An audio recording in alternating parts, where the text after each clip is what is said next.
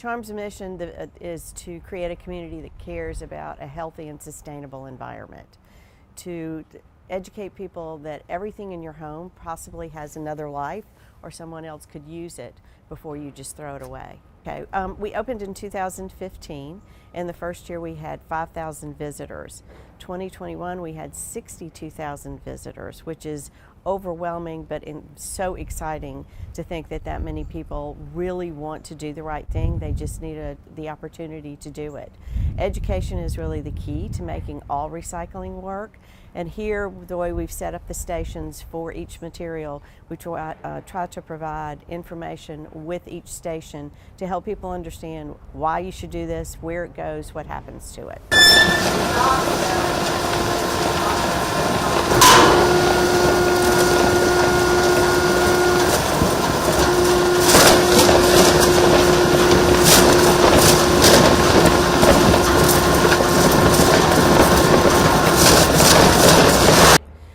Usually people put it in bags, bring it in boxes.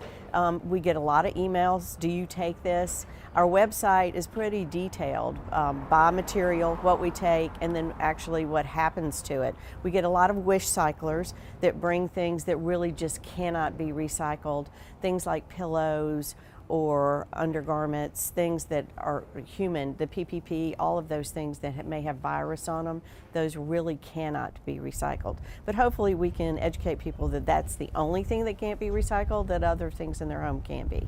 It is, we ask you to make an appointment, and what that does for us, I know it inconveniences a lot of people, so they feel, but it provides statistical information for us as to where are you coming from in the city, as well as what are you bringing to us. When they drive in, we check them in and direct them to the station. We call each one of these materials a station. They drive to it, they drop the materials off. There's always someone there, a volunteer or a staff member, to help them understand what happens to the materials that they bring.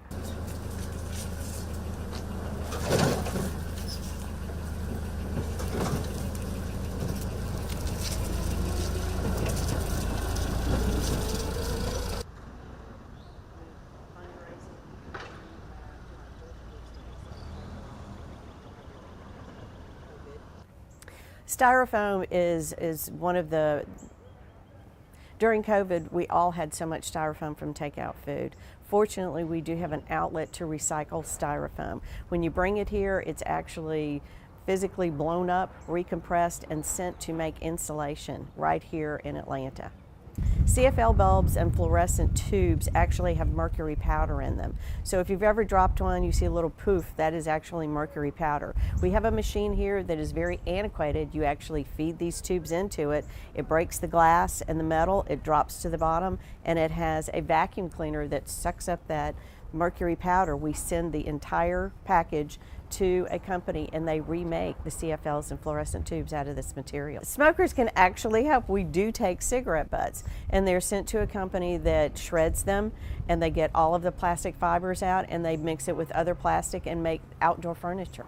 Georgia is #2 in the nation for remanufacturing recycled materials, which just astonished me because we have such a hard time recycling. However, these 120 manufacturers depend on all of this material to remake new materials. Aluminum cans, cardboard boxes, actually the glass is recyclable right here in our own state. So it's really important, not just for the earth, which is obvious, but to also provide jobs and stimulate our economy.